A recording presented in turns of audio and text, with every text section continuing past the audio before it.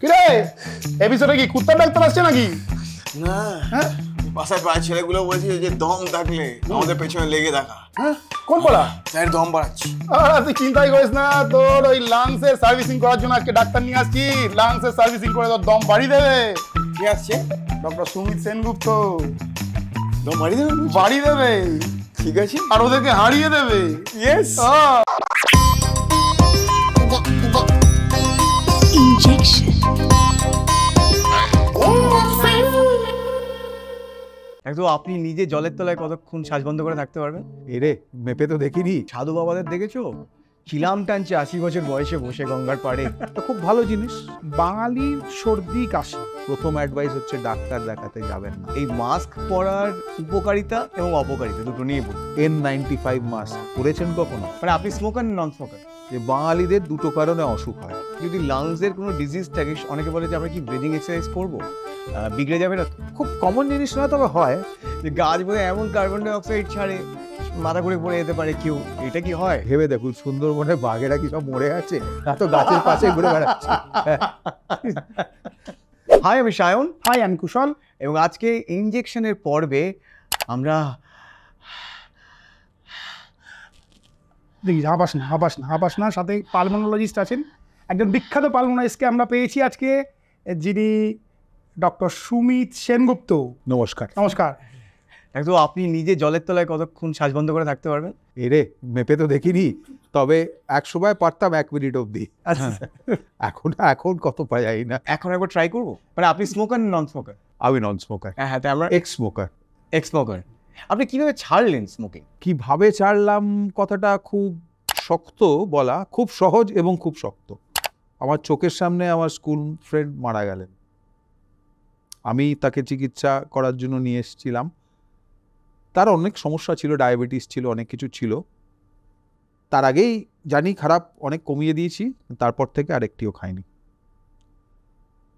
ব্যাপারটা পুরো মানসিক, একটা সাইকোলজিক্যাল অ্যাডিকশন।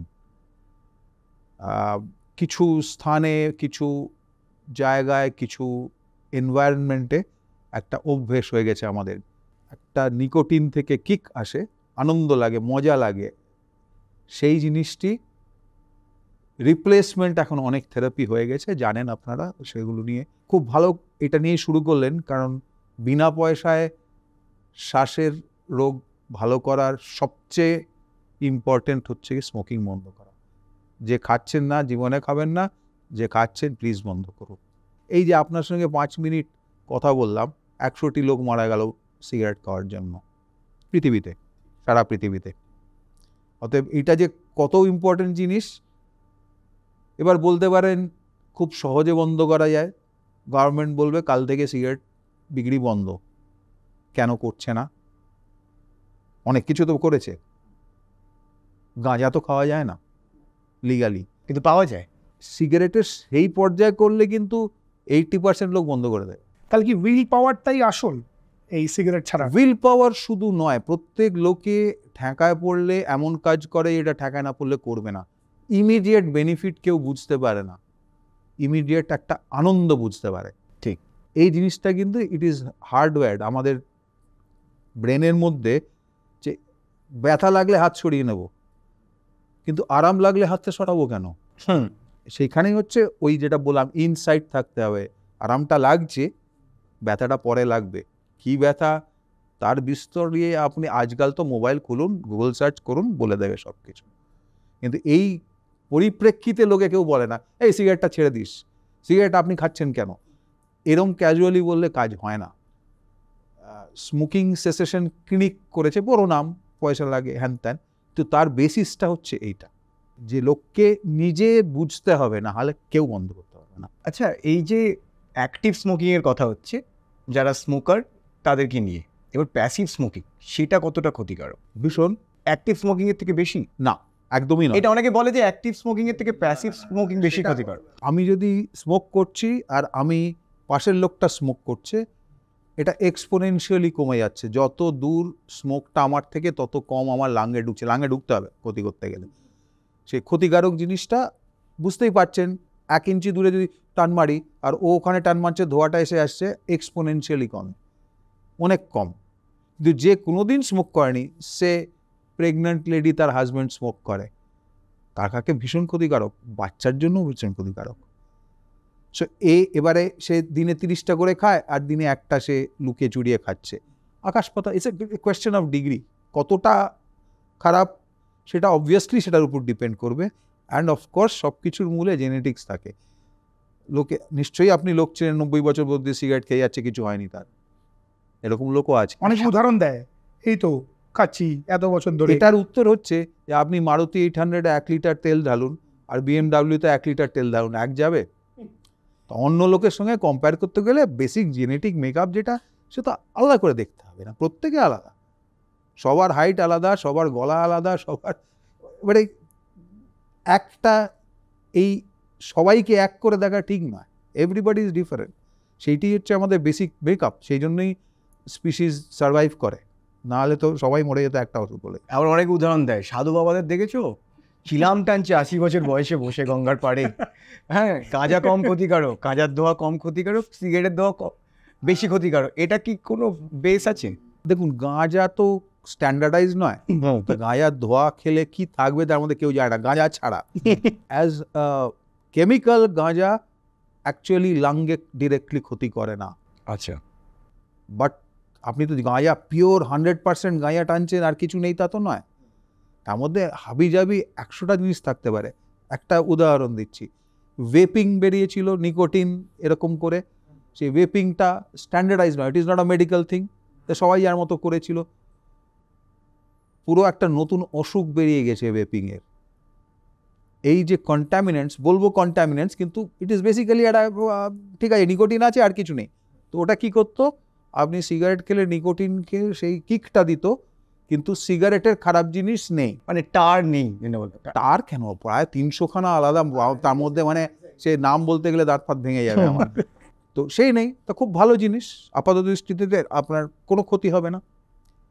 কিন্তু অন্য কিছু তো আছে, ধোঁয়াটা আসছে কোত্থেকে, শুধু নিকোটিনে তো ধোঁয়াই হয় না, সে অন্য কিছুগুলো এত খারাপ। 6 মাসের মধ্যে 32 বছরের লোকেদের লাং খেয়ে লাং ট্রান্সপ্লান্ট লাগবে এরকম অবস্থা গেছে, ভেপিং লাং বলে ওটা, যেন ব্যান হয়ে গেছে। এবার প্রবলেম হচ্ছে, আপনি যে ভেপিং বার করছেন, সেটার তো কোনো অথরিটি তাকে স্ট্যান্ডার্ডাইজ করছে না। এবার সেটা এমন জিনিস, বাকি জিনিসগুলো সিগারেটের থেকেও খারাপ বেরিয়েছিল। অতএব গাঁজাতেও একই, আপনি গাঁজায় কি দিয়ে খাচ্ছেন, গাঁজা ছাড়া বাকিটা তো জানেন না। বাংলায় ফুসফুস বলি না, ফুসফুস। লাংসের নাম কেন ফুসফুস হয়েছে তোমাকে জিজ্ঞেস করি। ফুসফুস নামটা খুব ওনোম্যাটোপিক আর কি, মানে যেরকমভাবে হচ্ছে, কিন্তু পালমোনোলজি বা রেসপিরেটরি, এটা একটা ব্রেন থেকে পুরো স্পাইন অবধি সব জিনিস ইনভলভড, কিন্তু শুধু লাংটা নয়, শুধু ফুসফুসটা নয়। অতএব সিস্টেম ইজ এভরিথিং। অ্যাক্সিডেন্টের পরে চোট লেগে শ্বাস নিতে পারছে না, ফুসফুসে কিন্তু চোট লাগেনি, তার প্যারালিসিস হয়েছে রেসপিরেটরি মাসল, সেটাও part of the respiratory system. তো ফুসফুস শুধু নয় ব্যাপারটা, সেই জন্য আমি অ্যাকচুয়ালি পালমোনোলজি কথাটা পছন্দ করি না, আই প্রেফার করি রেসপিরেটরি মেডিসিন। ওকে, একদম। কারণ রেসপিরেশন ব্যাপারটা শুধু লাং নয়, নাকটাও রেসপিরেশন, এখানে গলাটাও, শ্বাসনালীটাও রেসপিরেশন, স্পাইনটাও রেসপিরেশন। সো পুরোটা ব্যাপারটাকে ধরে স্পেশালিটিটা আচ্ছা, শ্বাসকষ্ট হলে কি করে বুঝবো যে কোনটা আমার হার্টের প্রবলেম আর কোনটা লাংসের প্রবলেম? হার্টের প্রবলেমে শ্বাসকষ্ট যদি হয়, প্রধান কারণ অলমোস্ট 3 জনের মধ্যে 2 জনের হবে ইসচিমিয়ার জন্য, বুকে ব্যথা হয়। বুকে ব্যথাটা, হার্টের শ্বাসকষ্টের সঙ্গে বুকে ব্যথা, একদম যেখানে হাতটা আমি রাখছি, সেন্ট্রাল চেস্ট পেন, মনে হবে কেউ একটা বসে আছে, একটা কেউ পাথর চাপিয়ে দিয়েছে, হাঁটলেই বেড়ে যাবে। এইটা ক্লাসিক্যালি কার্ডিয়াক চেস্ট পেন, হার্টের থেকে ব্যথা। এই ব্যথা কোনোদিন লাঙে হয় না, মানে এই মাঝখানটা একদম চাপ, ভারী এইখানটা, ভাব, চাপ ভাব। এবং এক্সারশনাল, হাঁটলেই বেড়ে যাবে, চুপ করে বসলে একটু কমে যাবে, তার সঙ্গে শ্বাসকষ্ট। ওকে, মানে হার্টের ব্যথা হলেই সবসময় আমরা বাঁ দিকে মানে দেখি না, এবং ফুসফুসের ব্যথা হলে অ্যাকচুয়ালি ফুসফুস যেটা আপনি বলছেন তাতে কোনো পেন ফাইবার নেই, আমি ছুরি দিয়ে কাটলেও আপনার ব্যথা লাগবে না। ব্যথার হয় ফুসফুসের লাইনিংটা চেস্ট ওয়ালের কাছে, প্লুরা বলে, হ্যাঁ, সেই জায়গাটাতে পেনের প্রচণ্ড আছে।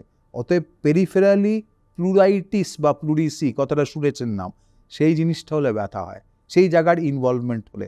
তার ফুসফুস থেকে ব্যথা হলে সাইডে হয়, শ্বাস নিলেই খচ করে লাগবে, দুটো একদম আলাদা।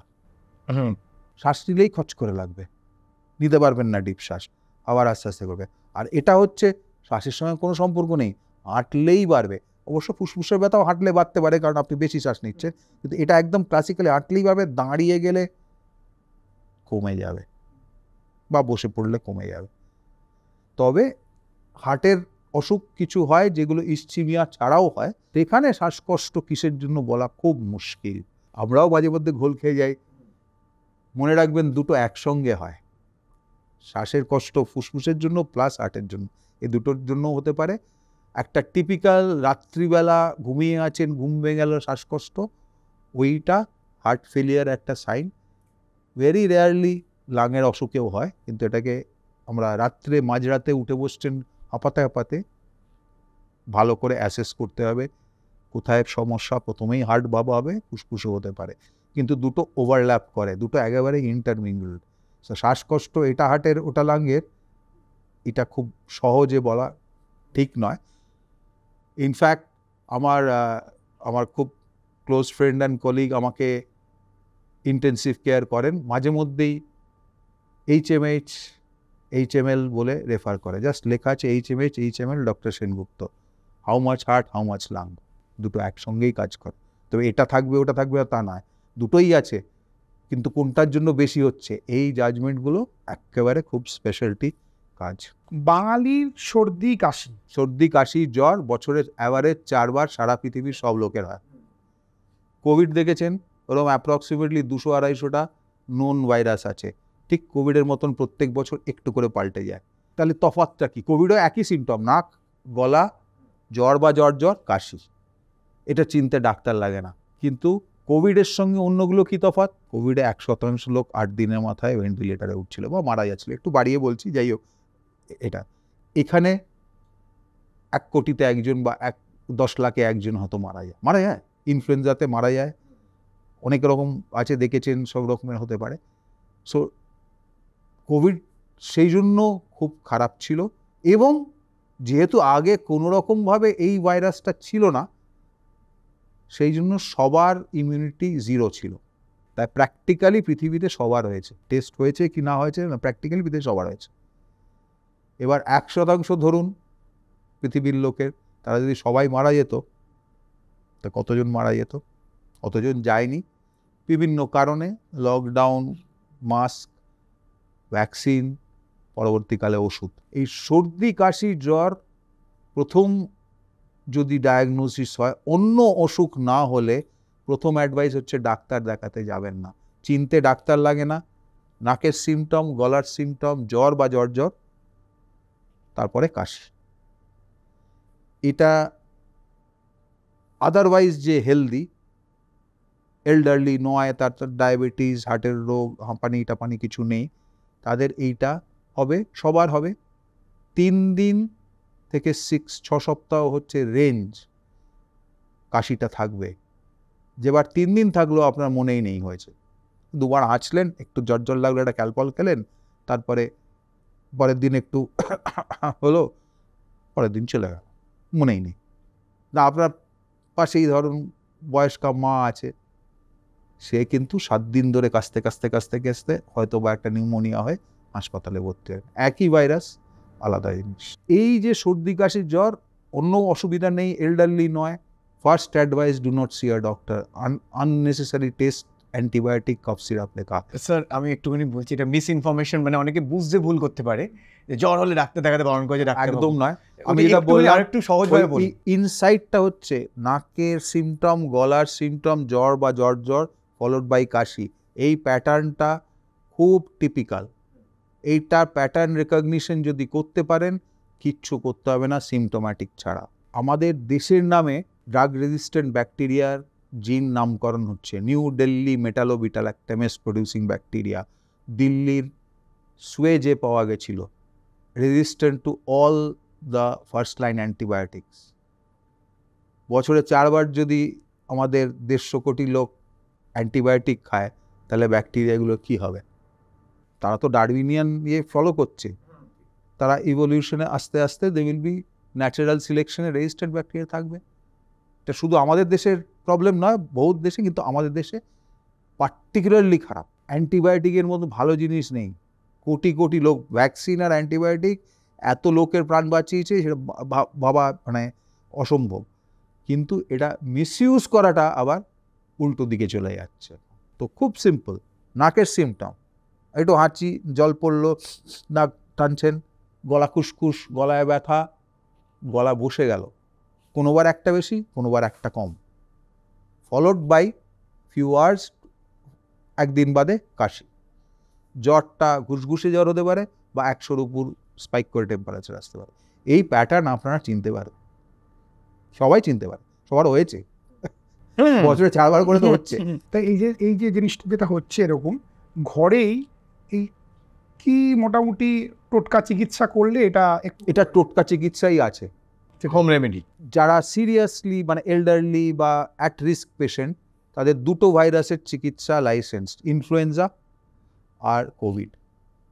এই 2টো ছাড়া কোনো ভাইরাসের এখনো চিকিৎসা লাইসেন্সড হয়নি। এক্সপেরিমেন্টাল ইমিউনিটি সাপ্রেস করা ওষুধ বা ট্রান্সপ্লান্ট থাকলে আমরা 2-1টা আরও একটা ভাইরাস ট্রিট করি, আদারওয়াইজ বাকিগুলো সেলফ লিমিটিং।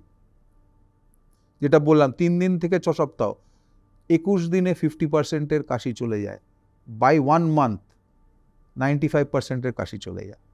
তার মানে ইট ক্যান বি কোয়াইট প্রোট্রাক্টেড। এবং ভেবে দেখুন, বছরে 4 বার মানে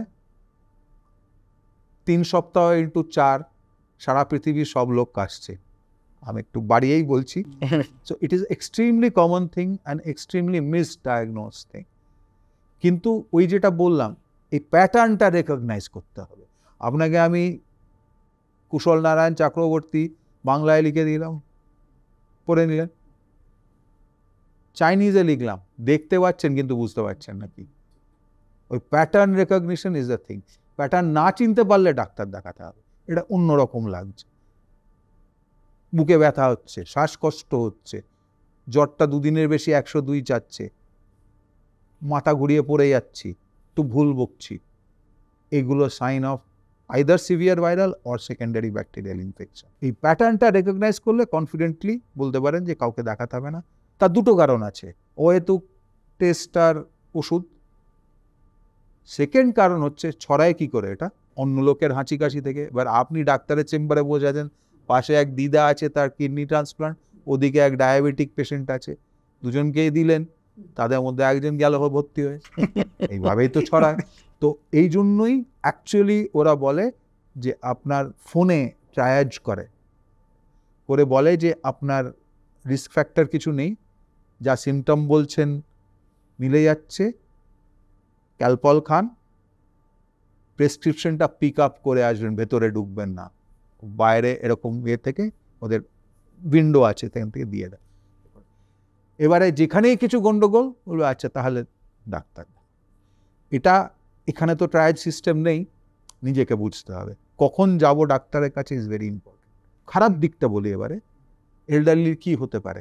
কোভিডে দেখেছেন রেয়ারলি ইনফ্লুয়েঞ্জাতেও হয়। ইনফ্লুয়েঞ্জা কিন্তু প্রত্যেক বছর কলকাতায় 2টো স্পাইক হয়। আমরা লাস্ট 3 বছর ধরে টেস্ট করে পুরো জানি কোনটা কি কখন আসছে। এছাড়াও অনেক ভাইরাস আছে, অত সিভিয়ার কিছু হয় না। শুধু এল্ডারলি ইনফ্লুয়েঞ্জা মারা যেতে পারে। অতএব এল্ডারলি যদি 2 দিনের মধ্যে ভালো নেই, এইখানেই আবার ডাক্তার দেখিয়ে তার অ্যান্টি ইনফ্লুয়েঞ্জা দিতে হবে কিনা টেস্ট করিয়ে আইডিয়ালি দেওয়া উচিত। টেস্টের খরচা অনেক, কম্প্যারেটিভলি ওষুধ সস্তা। যাই হোক, সেই ডিসিশনগুলো ডাক্তারকে নিতে হবে। সেকেন্ডলি হয় ইউজুয়ালি কোভিডেও দেখেছেন 5-7 দিন বাদে সেকেন্ড কমপ্লিকেশন হতে পারে। পড়ে গেলে যেরকম ছড়ে যায়, নাক থেকে পুরো শ্বাসনালী অবধি ছড়ে গেছে ধরুন ভাইরাসে, সেই জায়গা দিয়ে কি হয়, ছড়ে যাওয়া জায়গাতে পরিষ্কার রাখতে বলে তো, কারণ সেকেন্ডারি ব্যাকটেরিয়াল ইনফেকশন ঢোকে আমাদের, সেই ব্যাকটেরিয়াল নিউমোনিয়া সেকেন্ডারিলি হয়, এবং যত সিভিয়ার তার ভাইরাসটা, চান্সেস অফ দিস, এবংটা এন্ড অফ ফার্স্ট উইকে হয়, 5 থেকে 7 দিনের মাথায়, একটু আগে একটু পরেও হতে পারে। কাশিটা কমতে কমতে ট্রেনটা হঠাৎ খারাপ হয়ে গেল, ইমিডিয়েট ডাক্তার দেখাতে হবে। এক্সরে, রক্ত পরীক্ষা, অ্যান্টিবায়োটিক, রিপোর্ট দেখে অ্যান্টিবায়োটিক চলবে কি বন্ধ হবে না, সেরকম কিছু নেই। তো এই প্যাটার্নগুলো ডাক্তারদেরও আপনাদেরও জানতে হবে, এবং আমাদের কাজ হচ্ছে পেশেন্টদের তো ইয়ে করায়, আমাদের কাজ জুনিয়রদের শেখানো যে ব্যাপারটা এত কমন জিনিস, এটা যদি ওয়াকিবল নন তাহলে তো আর বাকিগুলো করে কী লাভ। আর সব কিছু মানলাম, তবুও তো আমাকে রাস্তায় বেরোতে হয়, এবং পলিউশন, এটার ফলে আমাদের মানে আমাদের আরবান যারা ওই পুরো গাড়ির ধোঁয়া, কারখানার ধোঁয়া নিয়ে আমরা জীবনযাপন করছি, তাদের কি কি স্পেশাল ডিজিজ আপনি দেখতে পান? দেখুন, এই কানেকশনটা করার মতো আমি পার্সোনালি বললে ঠিক হবে না এটা। হ্যাঁ, সায়েন্টিফিক্যালি যা দেখা যাচ্ছে, পলিউশনের সঙ্গে ওরা তো ওই রকম স্মোকিংয়ের মতো না হলেও to a much lesser degree একদম ডেথের লিঙ্ক আছে। হ্যাঁ, গ্রেট স্মগ অফ লন্ডন 1957 বা 58-এ হয়েছিল। একটা শীতকালে ওদের তখন কোল ঠান্ডা, গরম হচ্ছে কোল ফায়ার, সবাই বাড়িতে ওই কোল নিয়ে করছিল, সেই ধোঁয়াতে এমন স্মগ হয়েছিল ওদের এস্টিমেটেড 30,000 এক্সট্রা এক্সেস ডেথ হয়েছিল। তারপর থেকে ওরা ক্লিন এয়ার অ্যাক্ট পাস করেছিল, industrial as well as home pollution নিয়ে। একটা জিনিসে আসি, এটা হচ্ছিল ব্যাকটেরিয়া, ভাইরাস আর ফাঙ্গাস ফুসফুসকে কতটা ক্ষতি করতে পারে এবং কার ক্ষতি করার প্রবণতাটা একটু বেশি। ইজিলি বলা মুশকিল। ভাইরাস হচ্ছে গিয়ে সবচেয়ে কমন, ভেরি রেয়ারলি কোভিড ছাড়া সিরিয়াস হয়, ওই influenza is the second one, আরও কিছু রেয়ারলি ইমিউনিটি সাপ্রেস করলে হয়, কিন্তু এত বেশি হয়, নাম্বার ফ্রিকোয়েন্সি এত বেশি ভাইরাসে যে ওটা কিন্তু ইগনোর করা যায় না। আমাদের জানতে হবে সেটা সম্বন্ধে, মোর ইম্পর্টেন্টলি সিভিয়ার হচ্ছে কি না বুঝতে হবে।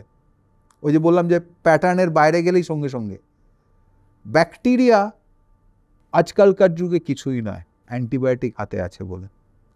তবে সেই রকম ব্যাকগ্রাউন্ডের লোকে যখন থাকে, ট্রান্সপ্লান্ট, এল্ডারলি, খুব খারাপ অবস্থা আছে, তাদের ব্যাকটেরিয়া অ্যান্টিবায়োটিক দিয়ে কাজ করে না, তাদের শরীরের ইমিউনিটি যেটুকুনি সাপোর্ট করার কথা অ্যান্টিবায়োটিক পারে না করতে।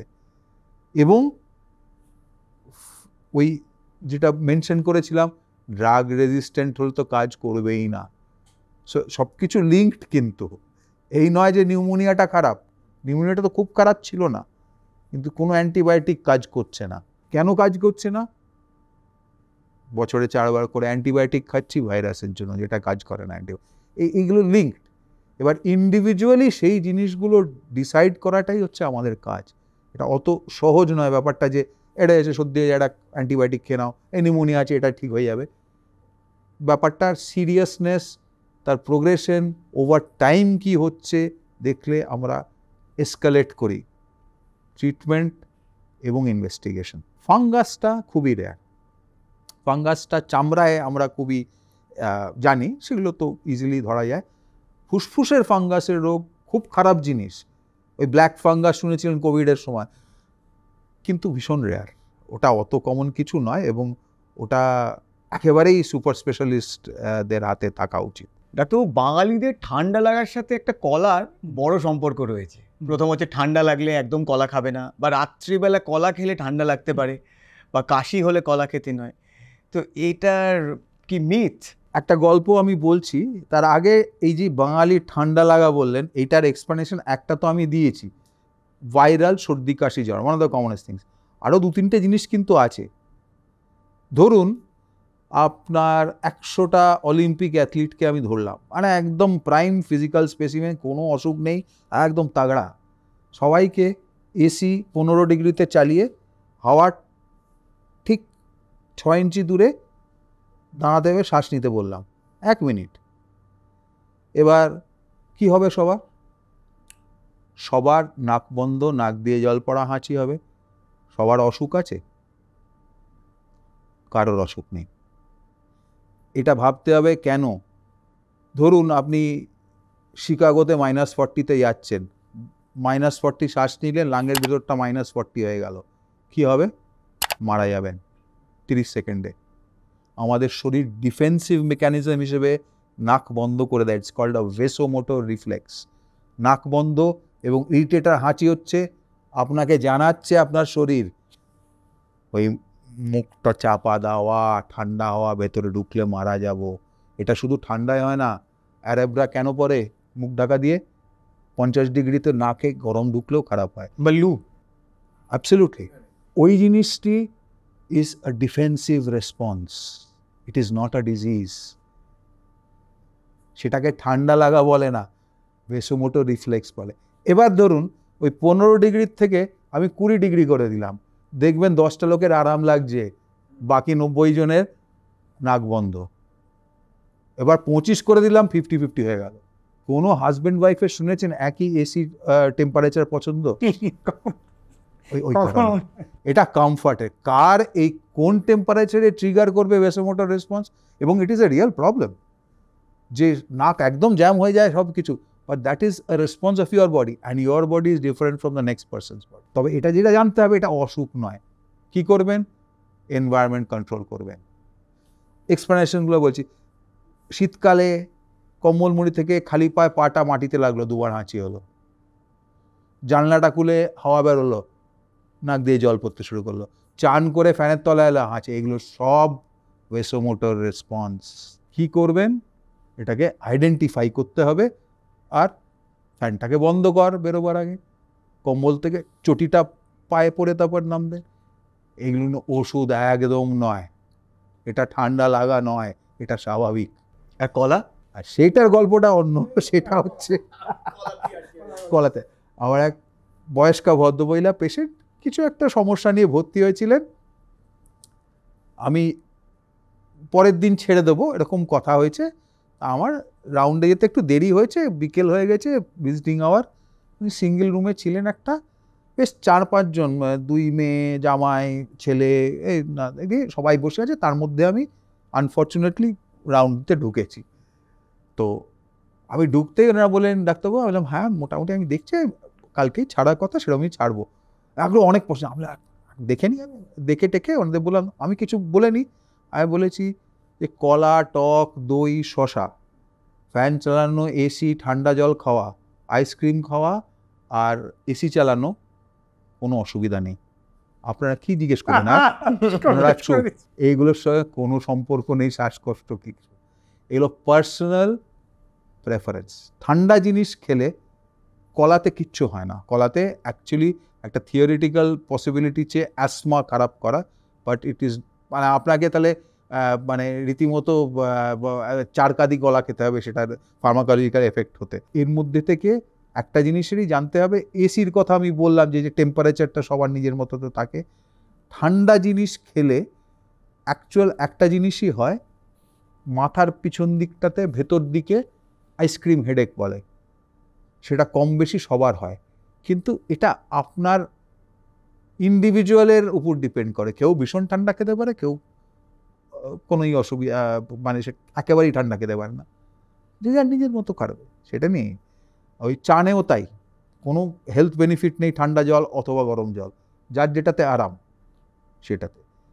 ফ্যান চালানোও তাই, ফ্যান চালানো বা ওই হাওয়ার বা এসির ইয়েটা তো এক্সপ্লেনেশনটা তো বুঝলেন, ভেসোমোটর ইয়ে যাতে হয় না। এবং সে এবার হাজব্যান্ড ওয়াইফ দুটো ঘরেও শুতে দেখেছি আমি, এর এসি 22-এ চলে, ওর এসি 27-এ চলে।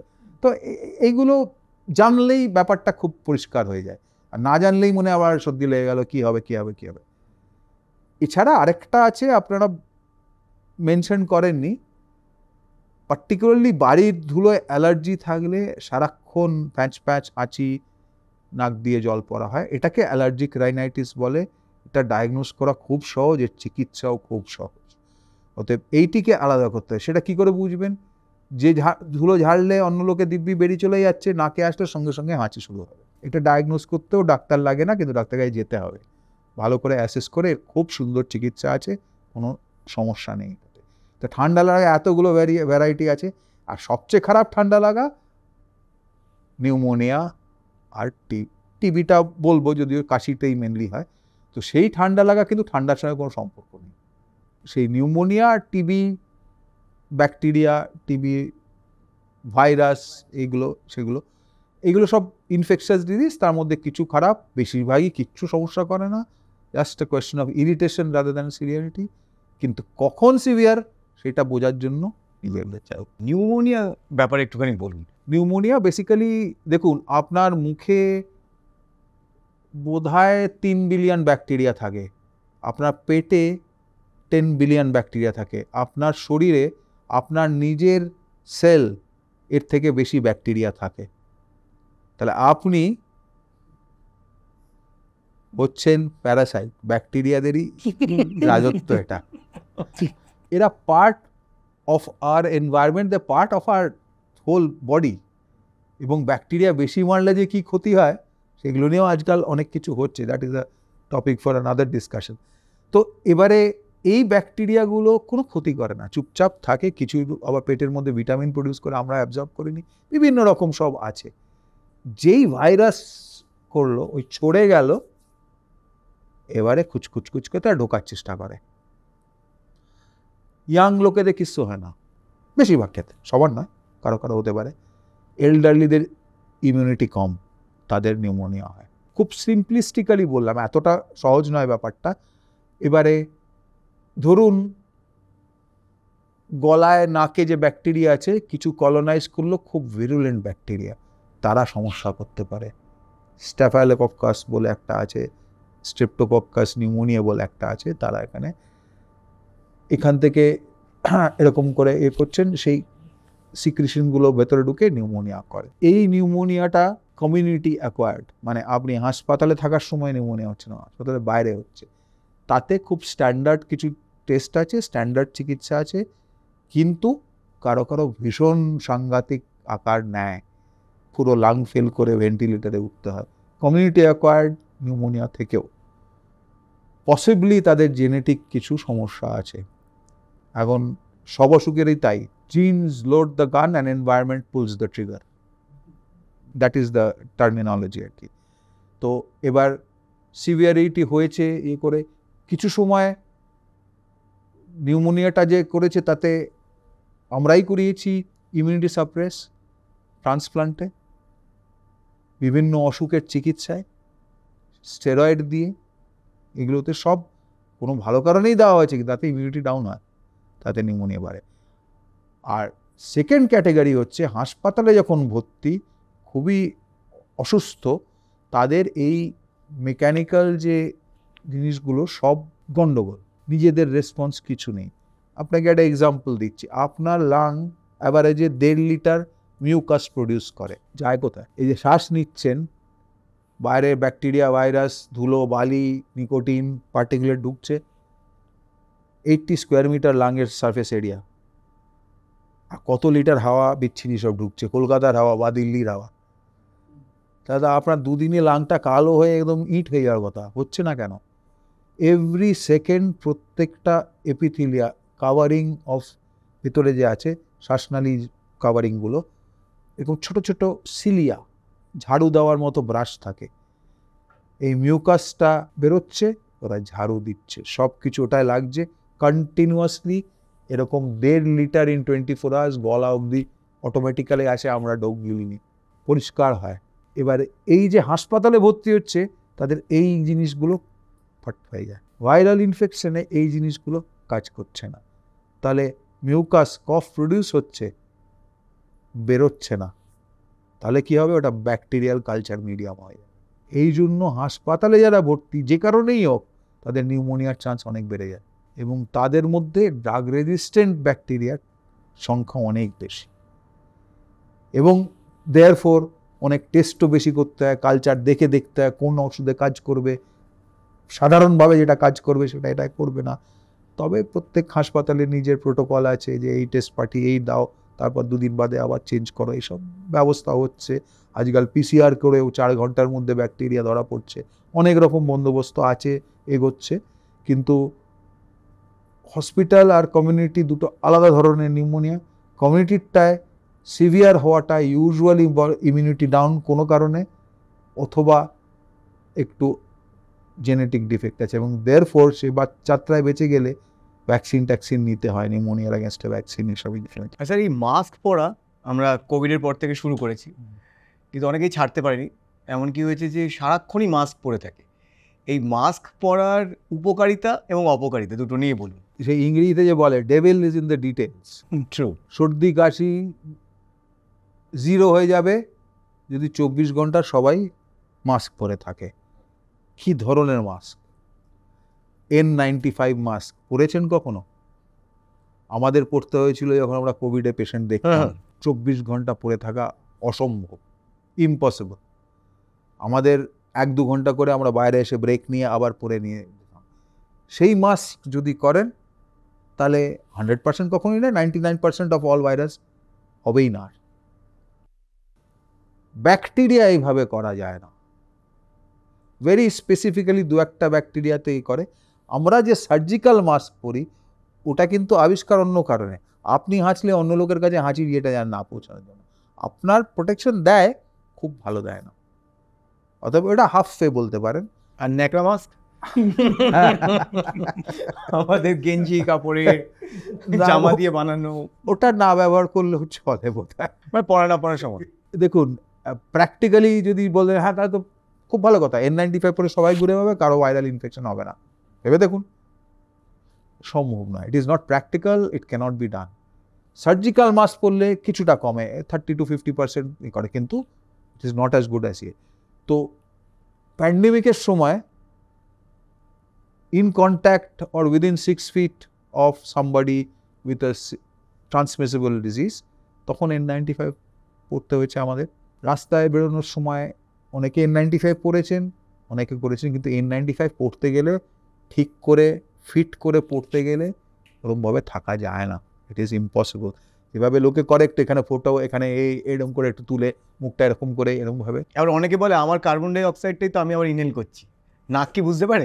কার্বন ডাইঅক্সাইডের সাইজ অনেক কম, সেটা বেরোচ্ছে, শ্বাস ইয়ে হবে, রেজিস্ট্যান্স হাইয়েতে। এটার একটা গল্প আমার মনে পড়ছে। আমার এক সিনিয়র দাদা, খুবই ভালো ডাক্তার, কোভিডের ফার্স্ট ওয়েভের পরে ওনার বয়স অনেক, তো উনি আবার ফেরত এসছেন ওয়ার্ডে আর কি। আমরা ওনাকে বলেছিলাম যে আসবেন না, আমরা আছি, দেখে দেবো, তারপর উনি ফিরেছেন। তো একটা পেশেন্ট দেখছি আমি পাশের বেডে, উনি একটা পেশেন্ট দেখছেন। ওনার এইখানে একটা সুন্দর ভালো একদম দামি N95, এখানে যেন ভাই ঝুলিয়ে রাখতো না, এখানে ঝুলানো আছে। আমি তখন বললাম দাদা এই টেকনোলজি তো আমি আগে কখনো দেখিনি। বললাম কেন? এই যে ব্লুটুথ মাস্ক আপনি এখানে পরে আছেন, আপনার মুখটা কাভার হয়ে যাচ্ছে। Bluetooth mask, in fact electronic mask বেরিয়েছিল, এখনো পাওয়া যায়। বলে না না না না, বলে আপনি পড়ুন, আপনি এসছেন কোভিড পেশেন্ট। আরেকটা হচ্ছে কোভিডের পরে অনেকেই বলে যে যাদের কোভিড হয়েছে তাদের লাংস নাকি পুরোপুরি কিওর হয়নি বা কখনো নাকি হবে না, এরকম কি কোনো থিওরি আছে? না, এটা ওই আবার সেই স্ট্যাটিস্টিক্যাল পরিপ্রেক্ষিতে আছে। ধরে নিন সবার হয়েছিল কোভিড, এবারে তাদের মধ্যে সিভিয়ার কোভিড যাদের হয়েছে তারা ARDS বলে একটা জিনিস হয়েছিল, অ্যাকিউট রেসপিরেটরি ডিস্ট্রেস সিনড্রোম, ভীষণ খারাপ জিনিস। ARDS যে কোনো কারণে হোক, নিউমোনিয়ার পরেও হয়, যে কোনো কারণে হলেই 3 বছরের মাথায় 5% লোকের সিটি করলে লাঙে স্কার দেখা যায়। ভীষণ খারাপ একটা জিনিস। এটা একটা inflammatory cascade set off by an infection, কিন্তু প্রাইমারি অসুখটা তাই নয়, কোভিডও করেছিল সেই লাস্টের দিকে। সো ওই সিভিয়ারিটির যে লোকের, অন্যদের যাদের ARDS সেরকমই আছে। আমরা প্রথম জানতাম না, 6 উইকস 3 মান্থস 6 মান্থস 1 ইয়ারের সিটি করাচ্ছিলাম, খুব খারাপ যারা ভর্তি হয়ে হাসপাতালে ভেন্টিলেটেড হয়েছে। 1 বছরের মধ্যে বুঝে গেলাম সবাই যদি 6 সপ্তাহ বাঁচছে, লাং আস্তে আস্তে হিল করে যাচ্ছে, কিচ্ছু ওষুধ লাগছে না, আপনি হিল করছে। মেবি দাগ রেখে যাবে, তো ওষুধে কোনো কাজ করে না এবং প্রোগ্রেশন নেই। এটা আমাদের ভয় ছিল যে কোভিডটা চলে গেল আবার প্রোগ্রেস করতে করতে খারাপ, একদম নেই। যেটা হয়েছে সেই সময় তো পানের দোকানেও সিটি স্ক্যান হচ্ছিল, আপনি একটু কাশলেই সিটি স্ক্যান করুন, একটু কোভিড টেস্ট করুন। অনেক অসুখ ধরা পড়েছে, এটা আগে ধরা পড়েনি, ধরা হচ্ছে কোভিডের জন্যই, কিন্তু অ্যাকচুয়ালি সিটি স্ক্যানটা করা হয়েছে বলে ধরা পড়েছে। So we were unmasking pre existing disease, okay, সেইটি হয়েছে। এবার এইগুলো আমরা 3 বছর বাদে এখন কনফিডেন্টলি বলতে পারি, তখন তো সবই মনে হচ্ছে আরে এটা কোভিডও হতে পারে, নাও হতে পারে, কী করি এবার আবার টেস্ট করে হয়েছে। তো এটা ধরুন আমি প্রায় 3000-এর উপর ইনপেশেন্ট কোভিড দেখেছি, 1000-এর উপর আইসিইউতে, একটা পেশেন্টেরও প্রোগ্রেসিভ কোনো ডিজিজ হয়নি। যারা 6 সপ্তাহ বেঁচে বাড়ি গেছেন তারা সবাই এখন দিব্য আছে। হয়তো স্ক্যান করলে 4-5টা দাগ দেখা যাবে, ক্লিনিক্যালি ইররেলেভেন্ট। খুব কমন একটা ডিজিজ, সবাই বলে হাঁপানি, টান, অ্যাস্থমা, এটা নিয়ে আবার স্ট্যাটিস্টিক্সে যাই, টোকিও অলিম্পিক্স 21 ইয়ের মধ্যে হয়েছিল, কোভিডের মধ্যে 15% অ্যাথলিট ইনহেলার নিয়ে দৌড়েছিল বা যা করেছিল আর কি, তাদের ইয়ে আছে। এখনকার যুগে হাঁপানি একটা মামুলি অসুখ, এক্সক্লুডিং সে 5%। সব অসুখের একটা গ্রুপ থাকবে, ওই 10টা টেস্ট 25টা টেস্ট করলে হয় না। 90-95% যদি ঠিক মতো অ্যাসেস করে ঠিক মতো ওষুধ নিয়ে নিজে ইনসাইট নিয়ে চিকিৎসা করে, হাঁপানি ইজ নাথিং। বাট ওই 5% আমরা অনেক কিছু ইয়ে আছে, সেগুলো অনেক চিকিৎসা বেরিয়েছে, মনোক্লোনাল অ্যান্টিবডি। এবারে সেই 5% খুব কম লোকের থাকে, মানে ধরুন আমার প্র্যাকটিসে হয়তো 4-5টা পেশেন্ট আছে যারা ওইরকম সিভিয়ার। আর বাকি আমার হাঁপানি রোগীরা, ডাক্তারবাবু খুব খারাপ হয়েছে, আবার ইনহেলারটা কবে বন্ধ করেছেন, প্রথম প্রশ্ন করি, না বলবেন না, আমরা ভালোই ছিলাম, বন্ধ করে দিচ্ছি। এটা বুঝতে হবে হাঁপানি ইজ এ ক্রনিক ডিজিজ। আমি যে প্রশ্নটা করি, ব্লাড প্রেশারের রোগীরা শুধু মাথা ধরলে ওষুধ খায়, তাহলে হাঁপানির সময় শুধু শ্বাসকষ্টের সময় ওষুধ নিচ্ছেন কেন? এই কনসেপ্টটা না থাকলে মুশকিল। ওই যে লাইনিং বললাম, ওখানে একটা ইওসিনোফিলিক ইনফ্লামেশন, দগদগে নাক বন্ধ হওয়ার মতন ভেতরে হয়ে থাকে। তা আপনি যদি অলিম্পিক অ্যাথলিট না হন, ওই লাঙের অতটা কিছু লাগে না, আপনি বলছেন আমার কোনো সিমটম নেই, মাপলে পাওয়া যাবে, কিন্তু আপনার কোনো সিমটম নেই। তো ওইটাকে রেখে দিলে কিন্ডলিং বলে হয়, কয়লার উনুন লাল, খুব গরম, হাত দিলেই হাত পুড়ে যাবে, লালটা চলে গেল, হাত দিন, হাতটা তখনও পুড়ে যাবে, দেখা যাচ্ছে না কিন্তু ওই ভাজছে আপনার।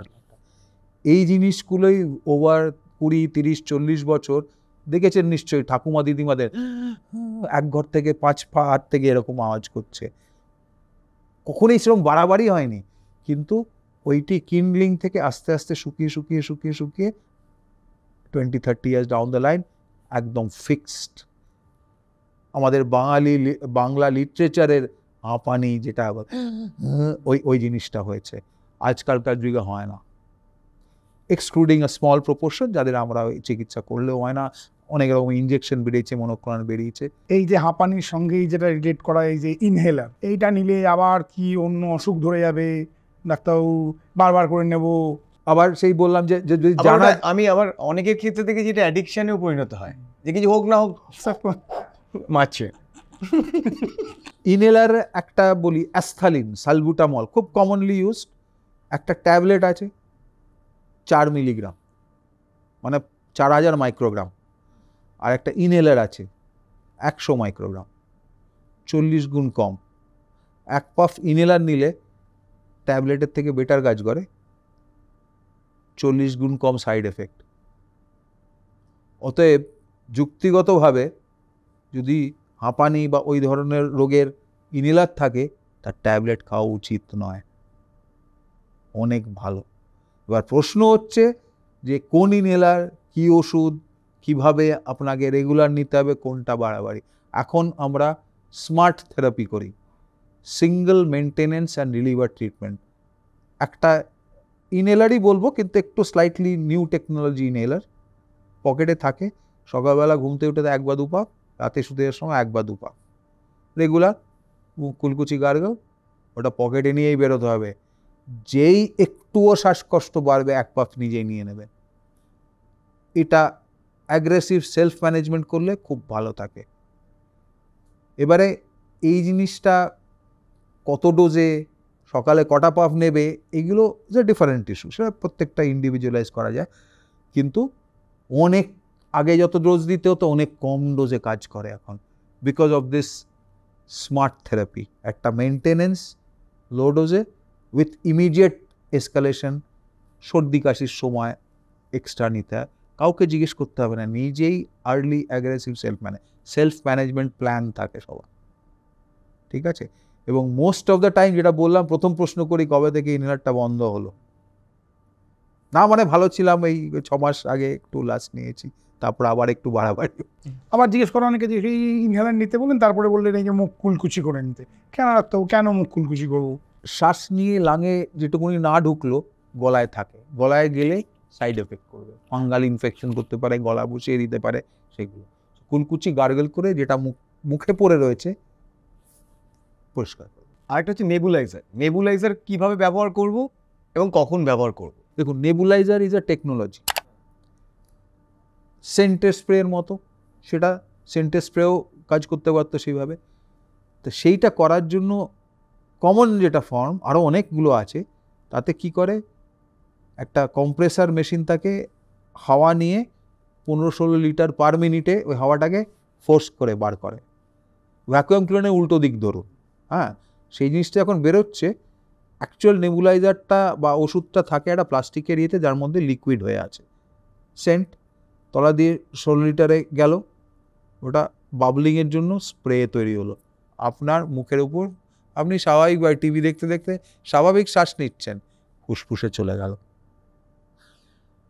এটা আরও টেকনোলজি আছে, কম্প্রেসড এয়ার না দিয়ে একটা ভাইব্রেটিং মেশ আজকাল করে, একটা আলট্রাসনিক আছে, এগুলো একটু মোর এক্সপেন্সিভ, বেটার টেকনোলজি, দাম বেশি, বেটার ডিপোজিশন, এসব আছে, সেগুলো অত ডিটেলস না করা। কিন্তু অ্যাকচুয়ালি ওষুধটা কিন্তু ইনহেলার আর নেবুলাইজারে এক, যে ইনহেলার ঠিক করে নিতে পারে তার নেবুলাইজার লাগে না। নেবুলাইজারটা আমরা দিই, হাসপাতালে দিই, কারণ তার অন্য কিছু সমস্যা হচ্ছে, সে জোরে ইনহেলার টানার যে টেকনিক সেটা ঠিক করে পারবে না, অচৈতন্য আছে, নিউরোলজিক্যাল প্রবলেম, লার্নিং ডিসেবিলিটি, খুব বৃদ্ধ হয়ে গেছে তাদের জন্য। সো ওষুধ লাঙে ঢোকা নিয়ে কথা, কিভাবে ঢুকছে, ট্যাবলেট খেলেও ঢুকবে, ওই যে বললাম 4000 মাইক্রোগ্রাম দিলে 5 মাইক্রোগ্রাম হয়তো ঢুকবে, ইনহেলার নিলেও ঢুকবে, কিন্তু ঠিক করে নিতে হবে। নেবুলাইজার নিলেও ঢুকবে, আপনাকে কিছু করতে হবে না, অনেক দাম বেশি এবং অনেক হাই ডোজে দিতে হয়, কারণ যার অলমোস্ট 90% ঢোকে না লাগে নেবুলাইজারটা যেভাবে করা। Nebuliser by itself is of no benefit, কি ওষুধটা দিচ্ছেন লাঙে ঢুকছে কিনা। অ্যাকচুয়ালি যে হাঁপানি রোগীর জন্য নেবুলাইজেশন বলেন, আমরা একেবারে পছন্দ করি না। ইনহেলার নিচ্ছেন, ইনহেলার এক্সট্রা নিয়েছেন, ডাক্তারবাবু কাজ করছে না, শ্বাসকষ্ট হচ্ছে, হাসপাতালে আসুন। কেন বলুন তো? হাঁপানি রোগীর সব শ্বাসকষ্ট কি হাঁপানি? তার তো নিউমোনিয়াও হতে পারে, তার তো কোভিডও হতে পারে, তার হার্ট ফেলিয়ার হতে পারে। এবার আপনি বসে ইনহেলার আর নেবুলাইজার টেনে যাচ্ছেন, এদিকে হার্টটা ফেল করে যাচ্ছে। সিভিয়ার অ্যাসমা ওই যে 5% বাদ দিয়ে বলছি, বাকিরা ইনহেলারে কাজ না করলে প্রপার টেকনিক যদি তাকে শেখানো থাকে, তার অ্যাসেসমেন্ট লাগবে, আদৌ হাঁপানি আছে কিনা, হাঁপানি না থাকলে আর কি আছে। খুব রেয়ারলি এমন হয় যে ভীষণ ইয়ে হচ্ছে, কিন্তু যাদের হয় তাদের আমরা প্রেডিক্ট করতে পারি, সিভিয়ার অ্যাজমা বলাই থাকে, এটা নেবেন, হয়তো নেবুলাইজারই বাড়িতে দিচ্ছি তাকে, হাই ডোজে দিচ্ছি, কাজ করছে না, সোজা এমার্জেন্সি ভর্তি হয়ে যাবে, কথাবার্তা বাড়িয়ে লাভ।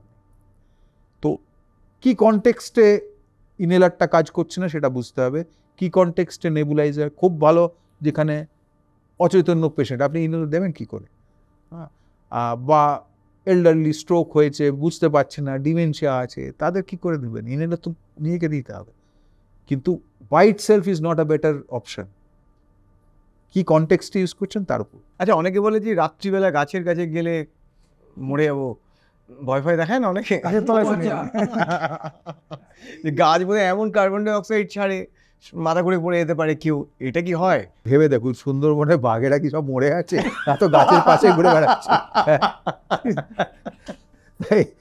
এরকম বলে আমাকে এটা নিয়ে রিসার্চ করতে হবে, যে অ্যাকচুয়ালি গাছের তলায় থাকলে নিশ্চয়ই কোনো খারাপ ক্ষতি হওয়ার মানে আমি কোনো যুক্তিগত কারণ পাচ্ছি না, কিন্তু এটা খুব মানে মৌলিক প্রশ্ন বলতে পারি। আবার অনেকে বলে যে কিছু গাছ নাকি রাত্রিবেলা অক্সিজেন দেয়, সেখানে ঘরে রাখি, লাইক স্নেক প্লান্ট। দেখুন, আপনি এইখান থেকে অক্সিজেন মাস্ক ধরে আমি 100% অক্সিজেন দেবো, আপনার নাকে কিন্তু 21% পৌঁছাবে। সারা পৃথিবীর অ্যাটমসফিয়ারে 21%ই আছে। তো এখান থেকে বেশি অক্সিজেন দিলে সেই ঘরের অক্সিজেন মাত্রা বেড়ে যায় না, এত বড় অ্যাটমসফিয়ারে ইমিডিয়েটলি ডিফিউজ করে যায়। দ্বিতীয় কথা হচ্ছে বেশি অক্সিজেন দিলে কিন্তু ক্ষতি হয়, অক্সিজেন টক্সিসিটিও হয়। অ্যাকচুয়ালি যাদের আমরা 100% অক্সিজেন দিই লাঙে সমস্যা হয়, আমাদের কন্ট্রোলড অক্সিজেন দিতে হয় টার্গেট রিচ করতে। সেগুলো খুবই স্পেসিফিক অসুখের স্পেসিফিক জিনিস, কারো কারো বেশি দিলে ক্ষতি হয়। হ্যাঁ, তো অতএব এটা নিয়ে খুব আমি মানে খুব রেকমেন্ড করার মতো কিছু সায়েন্টিফিক বা কিছু আমি জানি না, বলতে পারছি না। আর একটা হচ্ছে জাতীয় স্তরে বাঙালিদেরকে খুব স্টিরিওটাইপ করা হয়, পাহাড়ে বেড়াতে গেছে একটা মাঙ্কি ক্যাপ পরা লোক মানেই হচ্ছে সে বাঙালি। এটা কি বাঙালিদের আবিষ্কার? বাঙালিদের আবিষ্কার নয়, তবে এটা কিন্তু আমি যে কথাগুলো বললাম যুক্তিগতভাবে কিন্তু কারণ আছে এটা। ঠান্ডা মাঙ্কি ক্যাপের যে তুলে দেওয়ার যে ব্যাপারটা, এটা কিন্তু এই ভেসোমোটর সিমটম বললাম, ঠান্ডা হয় নাক বন্ধ না খেয়ে, এটার জন্য খুব ভালো। এবং সব ঠান্ডার জায়গাতেই লোকে মুখটা গার্ড করে, তো monkey cap will do the same thing. ভেতরে ঠান্ডা হাওয়াটা প্রবেশ করতে দিচ্ছে না। সো সেদিক থেকে মানে যেই আবিষ্কার করুক খারাপ নয় ব্যাপারটা। আপনাকে ভালোই লাগে, আর পরবেন মাঙ্কি ক্যাপ? হ্যাঁ, এটা আর কাজে এই এপিসোডের পরে মাঙ্কি ক্যাপের বিক্রি আরো বেড়ে যাবে আমরা এই গরমেও। আমরা ইনজেকশন ব্র্যান্ডেড এরকম যেরকম টি শার্ট বার করেছি, আমি এরকম? আমাদের যারা মার্চেন্ডাইজ পার্টনার ক্রেজ ফেসকে বলবো এরকম ইনজেকশন ব্র্যান্ডেড কিছু মাঙ্কি ক্যাপ বানানোর জন্য আমরা ইনজেকশন পডকাস্ট থেকে দেবো এরপরে। এটা কিন্তু বিদেশে ব্যালাক্লাবা বলে চলে, তো ব্যালাক্লাবা বলবেন যে ব্যালাক্লাবা পরে ঘুরছি আমি। হ্যাঁ হ্যাঁ, আর ব্যালাক্লাবা আবার খুব যারা ওই চুরি ডাকাতি করে মুখ চেনা যায় না, তো সে ব্যালাক্লাবা পরে ঘুরে বেড়ায়। ওই ফেস রেকগনিশন টেকনোলজিতে ওটা খুব খুব কাজে দেয়। আরেকটা জিনিস নিয়ে কথা বলার ছিল, এটা কিন্তু আমার পেশেন্টদের বলি যে বাঙালিদের দুটো কারণে অসুখ হয়। বলুন তো কি? একটা হচ্ছে কিছু একটা খেয়েছে বলে, আর দ্বিতীয়টা হচ্ছে কিছু একটা খায়নি বলে। এর বাইরে কোনো কারণ নেই অসুখ। আচ্ছা, আর আর্টিস্টদের সাথে এই টিবি রোগকে এত অ্যাসোসিয়েট করা হতে কেন? এই আর্টিস্ট এই টিবি হয়ে মরবে। টিউবারকুলোসিসটা মানে ভালো দিক থেকে বলি, পোটেনশিয়ালি 100% কিউরেবল, পোটেনশিয়ালি। আবার খারাপ দিকটা যদি একটু হিস্টোরিক্যালি দেখতে চান, ভিক্টোরিয়ান ইংল্যান্ড থেকে সেকেন্ড ওয়ার্ল্ড ওয়ার অবধি ইংল্যান্ডে 90% টিবি কমে গেছিল। ভিক্টোরিয়ান ইংল্যান্ড সেই ম্যানচেস্টারে সব ওই সোয়েট শপে কাজ করতো, জাস্ট সোশ্যাল আপলিফটমেন্ট, একটাও টিবির ওষুধ ছিল না, not a single anti TB drug ছিল। অন দ্য কন্ট্রারি, লাস্ট 30 ইয়ার্সে ইন্ডিয়াতে কমছে বাড়ছে বাড়ছে কমছে, একই জায়গায় রয়ে যাচ্ছে। 17টা টিবি ড্রাগ আছে এখন। সো ওই যে বললেন ওই আর্টিস্টে কেন, ডেপ্রিভেশন, পভার্টি, এখান থেকে। সো এই পরিপ্রেক্ষিতে এখন তো মানে সেই আমেরিকাতে যদি আপনার টিবি ধরা পড়ে, সে ঢেরা ফেরা পিটিয়ে চারদিকে লোকজন করে বিভিন্ন রকম ভালো কাজ করছে, ওরা 5 জনকে প্রিভেনশন ট্রিটমেন্ট দিয়ে করে করছে। সেই জায়গায় পৌঁছতে গেলে আমাদের যা লাগে সব আছে হাতে, ল আছে, ওষুধ আছে, কিন্তু ওই political and social and general awareness to get things done কম। খুব ভালো একটা হয়েছে গত কয়েক বছর ধরে, গভর্নমেন্টকে সব টিবির ওষুধ রেজিস্টার করে দিচ্ছিল, আবার লাস্ট 2-3 মাসে টিবির ওষুধ পাওয়া যাচ্ছে না, মানে পাওয়াই যাচ্ছে না একদম, এরকম অবস্থা। আমরা একটা one of the private hospital যেটায় টিবি সেন্টার গভর্নমেন্ট অথরাইজডে আছি, খুব ভালো হচ্ছিল যে ওরা সবাই করছিল, কিন্তু কেন এটা হয়েছে কেউ বলতে পারছে না। বেশিরভাগ টিবির ওষুধ কিন্তু ইন্ডিয়াতেই ম্যানুফ্যাকচার হয়, মানে WHO-কে সাপ্লাই টাপ্লাই দেয়, কোথাও ব্যুরোক্রেটিক কি হচ্ছে কি জানা যাচ্ছে। তো এখনকার যুগে to go to the positive aspect of thing, টিবিতে মারা যাওয়া উচিত নয়। দুটো কারণে হয়, ডিলে অফ দ্য পেশেন্ট, আর সেকেন্ডলি হচ্ছে ভেরি রেয়ারলি এমন ওয়াইড স্প্রেড টিবি ব্রেন বা অন্য কোথাও স্প্রেড করেছে, বা পেটে গিয়ে কোনো কমপ্লিকেশন করেছে, অপারেশন করতে গিয়ে তার হয়েছে, সেইগুলো তো মানে। কিন্তু 100% curable in theory, in practice less than that, but যদি চেষ্টা করা যায় সবাইকে কিওর করা যায়। টিউবারকিউলোসিস কেন হয় এটা যদি একটু সহজে বলেন। এটা একটা ব্যাকটেরিয়া, মাইকো ব্যাকটেরিয়া, একটা ঠিক ব্যাকটেরিয়া নয়, একটু স্লাইটলি। এটার যেটা ক্যারেক্টারিস্টিক হচ্ছে ঘাপটি মেরে বসে থাকতে পারে। ব্যাকটেরিয়া এলো, জ্বর হলো, সর্দি কাশি হলো, হ্যাঁ হলো, পেশেন্ট মরে গেল বা বেঁচে গেল। বেঁচে গেল মানে শরীরটা ঠিক করে দিয়েছে, অ্যান্টিবায়োটিক দিয়ে না দিয়ে। টিবি হচ্ছে চুপচাপ ডরম্যান্ট থাকতে পারে, 20 বছর বাদে গিয়ে হঠাৎ 20 বছর বারে বারে আপনি একটা স্টেরয়েডের কোর্স খেলেন কোনো অন্য অসুখের জন্য, হয়েছিল ছোটোবেলায়, শরীর চেপে দিয়েছে কিন্তু গাপটি মেরে বসে আছে, রিঅ্যাক্টিভেশন হলো। অথবা হতে পারে আপনার একই ছাদের তলায় একই ঘরের তলায় থাকে অথবা কাজ করেন তাদের সঙ্গে, তাদের কারো হলো কাশির সঙ্গে আসে। ওইটাতেও N95 প্রথম টিবির জন্যই আবিষ্কার হয়েছিল। আচ্ছা, ওটা টিবি ইয়ে করার জন্য।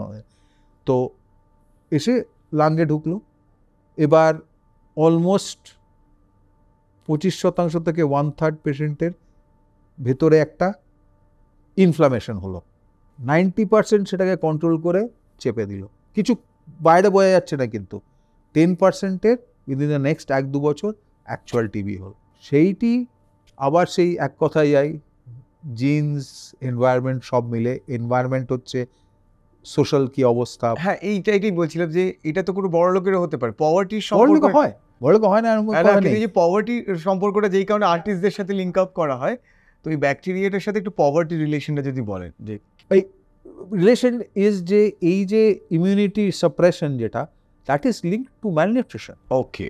সো আগে ছিল যে আমি তো ভালো খাওয়া দাওয়া করি, আমার কি করে টিবি হলো, দ্যাট ইজ দ্য রিজন। তো এখন যেটা আছে সে আমাদের সোশিওলিঙ্গুইস্টটা যদি লোক দেখেন তাদেরও হয়, প্রচুর হয়, কিন্তু not as much as it use to be before. হ্যাঁ, কিন্তু সেই জন্য ওইটা ওই যে 10% যারা ভালো খাওয়া দাওয়া করছে তাদেরও হচ্ছে, বাকি যে 90% খেতে পারছে না তার কাছ থেকেও আসছে। তো আমরা তো we are not in a bubble. রাস্তায় ঘাটে বাড়িতে সব জায়গায় তো বিভিন্ন স্তরের লোকের সঙ্গে ইন্টারঅ্যাক্ট করছে, সবাই যে নিউট্রিশনালি খুব রিপ্লিট তা তো নয়। So that is wire it comes from. ডাক্তারবাবুর একটা দারুণ শখ রয়েছেন, সেটা হচ্ছে বার্ড ফটোগ্রাফি। দারুণ দারুণ তো ফটোগ্রাফি। একটু পাখিদের ব্যাপারে আপনার থেকে জানবো একটু। অ্যাকচুয়ালি আমরা মেডিকেল কলেজে একটা নেচার ক্লাব করতাম। আচ্ছা, মিস্টার কুশল মুখোপাধ্যায়, উনি মারা গেছেন এখন, উনি প্রকৃতি সংসদ বলে তখন একটা বার করেছিল প্রথম, মানে এইসব জিনিসের ন্যাচারাল হিস্ট্রি দেখার জন্য কলকাতার ইয়ে। তো উনি আমাদের কয়েক সিনিয়র দাদা বন্ধু ছিলেন, উনি নেচার ক্লাব করে আমাদের প্রথম নিয়ে গেছিলেন। তখন আমরা গড়িয়াতে যে মেন রাস্তাটা 50 গজ এদিক ওদিক হলে জঙ্গল ছিল, পাখিতে ভর্তি। কি পাখি দেখেছি মনে করা খুব মুশকিল, কিন্তু একদম পাখিতে ভর্তি। আর আমরা তখন ক্যামেরাও ছিল না, ক্যামেরা কুশলদার ছিল, আমাদের ভীষণ জুলজুল করে তাকিয়ে থাকতাম একদিন আমাদের ওরকম ক্যামেরা হবে, এরকম বড় একটা টেন্সে আমরা 3 জন মিলে একটা বাইনাকুলার দিয়ে দেখতাম, এই ঝগড়া, এই দে আমাকে দে, আমি দেখিনি, এরকম করে। তারপরে ভেতর দিকে এখন যেটা রাজারহাট, সেটা তখন জলাভূমি ছিল, সেই জায়গাতে গিয়ে প্রচুর পাখি দেখা, প্রচুর পাখি দেখা, এবং তখন আমরা বুঝিনি সে পাখি এখন আর দেখা যায় না। একটা পাখি সম্বন্ধে একটু বলো, সাইবেরিয়ান রুবি থ্রোট, বাবা, যেটা কতটা দূর থেকে ট্রাভেল করে প্রত্যেকবার একই জায়গায় আসতো। সাইবেরিয়াতে ব্রিড করে, আর সাইবেরিয়াতে শীতকালে থাকাটা পাখিদের পক্ষেও একটু অসুবিধা, তো ওরা পালিয়ে আসে। আমরা প্রথম আমি তারপরে অনেক ইয়েটি করে আমরা 2013-14 থেকে ক্যামেরা ট্যামেরা নিয়ে, কুশলও সঙ্গে ছিল, একসঙ্গে আমরা পাখি দেখতে বিভিন্ন জায়গায় যেতাম। নলবন তখন খুব ভালো জায়গা ছিল, জল, মাছ, কিছু গাছ, কিছু জায়গায় একটু ইয়েটে। ওইখানে একটা ঝোপে একদম 10 ফুট বাই 5 ফুটে পরপর 5 বছর সাইবেরিয়ান রুবি থ্রোট এসেছিল। রুবি থ্রোটের গলাটা সত্যি রুবির মতো লাল, অসাধারণ দেখতে, অসাধারণ। সেই ঝোপটাতে তো আমরা তখন আনকোরা, আমরা তখন ক্যামেরা কি পাখি, ছোট্ট পাখি ঘুরে বেড়াচ্ছে এটাই করে। হাসপাতাল সল্টলেকে, আমি 17 বার হাসপাতালে ঢোকার আগে ভোরবেলা ওখানে পাখিটার ঝোপের সামনে চুপচাপ আধ ঘন্টা দিয়ে গেছি। 17th টাইমে গিয়ে আমি পাখিটাকে দেখতে পেয়েছি, ভালো ছবি তুলেছি, এবং যখন দেখেছি সে প্রায় আমার কোলের উপর উঠে পড়েছে, আমি প্রায় এরকম করে এই এত কাছে উঠবে না ছবি, এরকম টাইপের করছি। সে ফ্যান্টাস্টিক গল। অ্যাকচুয়ালি পাখি দেখাটা ইজ নট জাস্ট পাখি দেখা, ওই অনেকটা ব্যাপার আছে, মানে ওই যে চুপচাপ বসে থাকা, আওয়াজ শোনা, গন্ধ শোকা, মানে বৃষ্টি পড়লে তারপরে ওখানে বৃষ্টি পড়ছে, বন্ধু বান্ধব থাকলে তাদের সঙ্গে একটু আড্ডা মারা, হেঁটে অনেকটা যাওয়া, এইগুলো কিন্তু পুরো ব্যাপারটাই খুবই। আমার পাহাড়ে জঙ্গলে পাখি দেখতে সবচেয়ে ভালো লাগে, সে পাখি না দেখতে পেলেও কিন্তু মজা লাগে। বেশ হেঁটে গেলাম, এই চল এখানটা দিয়ে মনে হচ্ছে নদীর পাড়ে কিছু থাকবে, চলে, এই জিনিসগুলো কিন্তু আমাদের এমনি করা উঠে গেছে। তো পাখি দেখার কারণে ওইগুলো করা হয় আর কি। আর ট্রিপ মারা হয় বিভিন্ন জায়গায়, সেখানে গিয়ে আড্ডা টাড্ডা, রাত্রিবেলা সবাই মিলে বসে আড্ডা, একদম ভীষণ, কোনো কাজ নেই, পাখির কে কী ছবি তুললো, কে দেখতে পেলো না, তার পিছনে লাগা, এই সবগুলো পুরো ব্যাপারটাই খুব, মানে বলতে পারেন ফিজিক্যাল এক্সারসাইজ, নেচার সম্বন্ধে, এনভায়রনমেন্ট সম্বন্ধে, there is a technical expertise is well, যে ওই ক্যামেরা দিয়ে ছবি তোলা, তার প্রসেস করা আজকালকার যুগে, সেগুলো সব মিলে একটা, মানে it's a well sort of 360 degree hobby rather than just পাখি দেখছি। তো স্যারের তোলা কিছু ছবি দেখি, পাখির ছবি।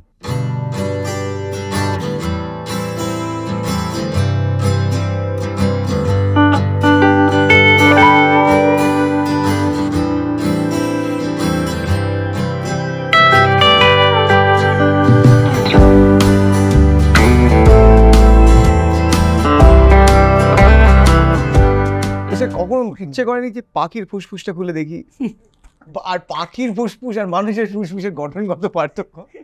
পাখির ফুসফুস এর গঠনগত পার্থক্য মানুষের সঙ্গে খুব বেশি নেই।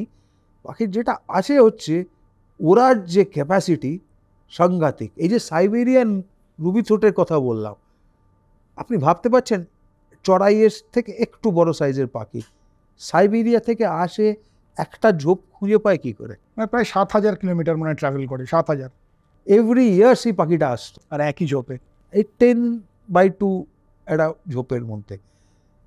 এবারে এমনও আছে প্রায় নর্থ পোলের কাছ থেকে সাউথ পোলে পাখি উড়ে যায়। সে এই জিনিসগুলো যে ন্যাচারালিতে কতটাই গেলে, রিসেন্টলি একটা দেখলাম একেবারে নরওয়ে থেকে সাউথ আফ্রিকায় মাইগ্রেট করেছে উইন্টারে, একটা হানি বাজার্ড বলে একটা পাখি। ইন্ডিভিজুয়াল পাখির কথা বলছি না, কিন্তু এই যে জিনিসটা, ইট ইজ সো ফ্যাসিনেটিং। আর যে পাখিটা আমরা দেখছি এখানে আছে, একটা বার হেডেড গুজ বলে পাখি, কলকাতায় আসে না, একটু ইয়েতে গজলডোবা আছে, নর্থ বেঙ্গলে, সেসব জায়গায় প্রচুর আসে।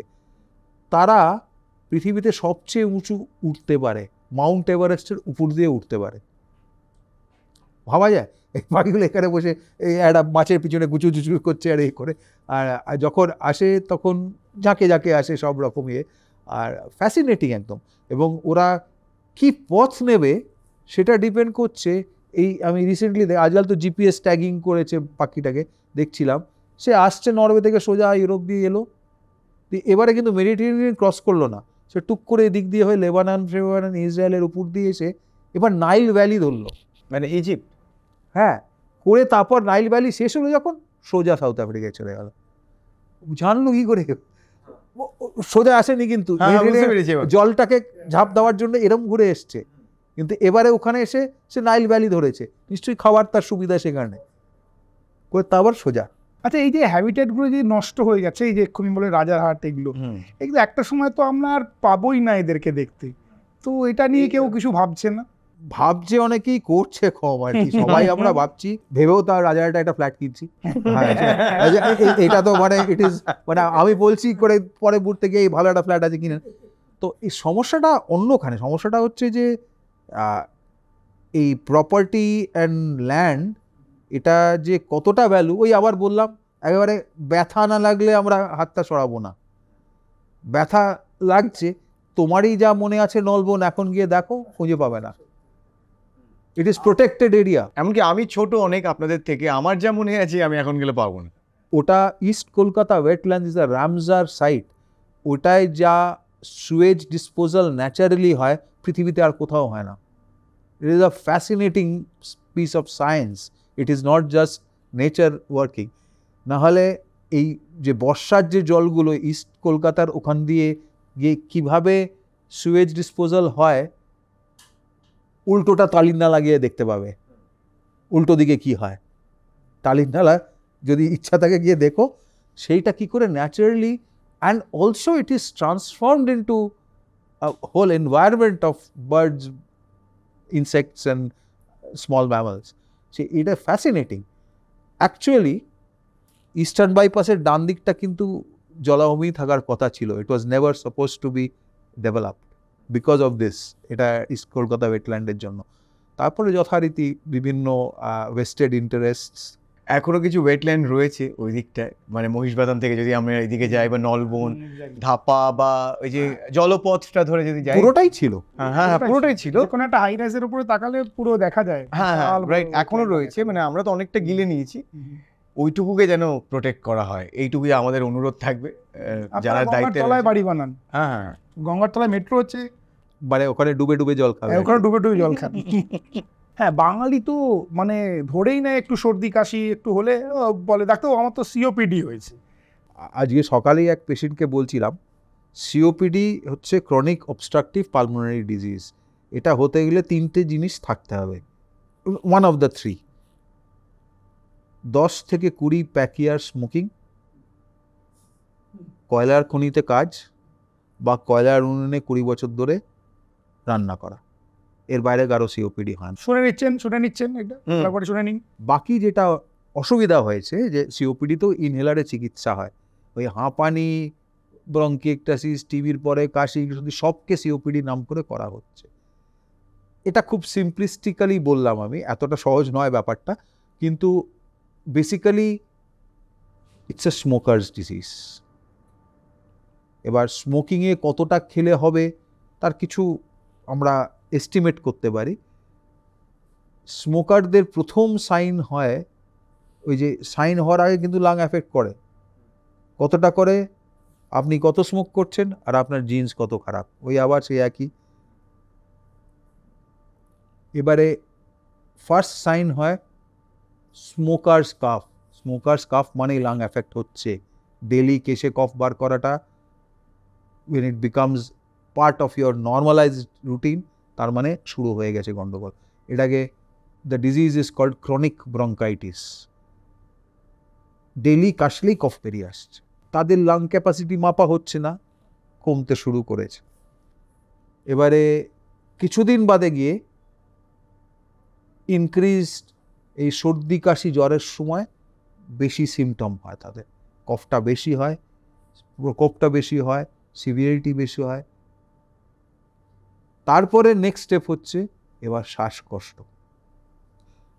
100 থেকে 50-এর কাছাকাছি না আসলে ডে টু ডে অ্যাক্টিভিটিতে শ্বাসকষ্ট হয় না। আপনার লাং ক্যাপাসিটি অর্ধেক হলে, আবার কথার কথা বলছি, 55 হলেও হবে হয়তো, অলমোস্ট হাফ না হলে ডে টু ডে অ্যাক্টিভিটিতে হবে না। এবার আপনি যদি এক্সারশন, রিক্সাওয়ালা বাড়িতে কাজ করছে বা অলিম্পিক অ্যাথলিট, তার সে অনেক আগে ডাক্তার দেখাতে আসবে। আমি মাঠে কাজ করতে পারি না, আমার কাছে পেশেন্ট আছে, বিড়ি খাই। কিন্তু আপনি আমি যে কাজ করি, ও একেবারে 50%-এর তলায় গেলে তখন মনে হবে এই রে সিঁড়িটা উঠতে পারছি না, একটু লিফটে যাই। এবার সাইকোলজি এমন, আমি যদি সেই পেশেন্টকে জিজ্ঞেস করি আপনার শ্বাসকষ্ট আছে, না ডাক্তার কোনো শ্বাসকষ্ট নেই। আচ্ছা, আপনি সিঁড়ি কবে লাস্ট উঠেছেন? আচ্ছা, লিফটে উঠি। লিফটে উঠেন কেন?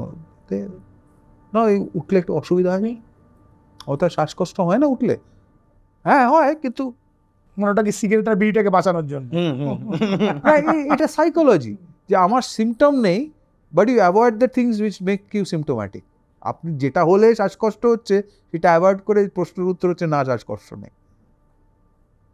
এটাই সমস্যা। দ্য প্রবলেম হচ্ছে it is mostly irreversible. Maybe 10-15% আমরা লাং ক্যাপাসিটি বাড়াতে পারি, ঠেকা দেওয়া যায়, ইনহেলারে খুব ভালো ঠেকা দেওয়া যায়, আগের থেকে অনেক বেটার। কিন্তু স্মোকিং বন্ধ করাটা হচ্ছে the first and most important immediate step. সেইটি ওই আবার সাইকোলজিতে চলে গেলাম। ডাক্তারবাবু, প্রাণায়াম বা ব্রিদিং এক্সারসাইজ কতটা হেল্পফুল আমাদের লাংস হেলথের জন্য?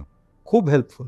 প্রাণায়াম, breathing exercise of various sorts, দুটো তিনটে জিনিসে এফেক্টিভ। একটা হচ্ছে ওই যে কফ বার করা, সেই টেকনিক্সগুলো আর ভেরি নাইস।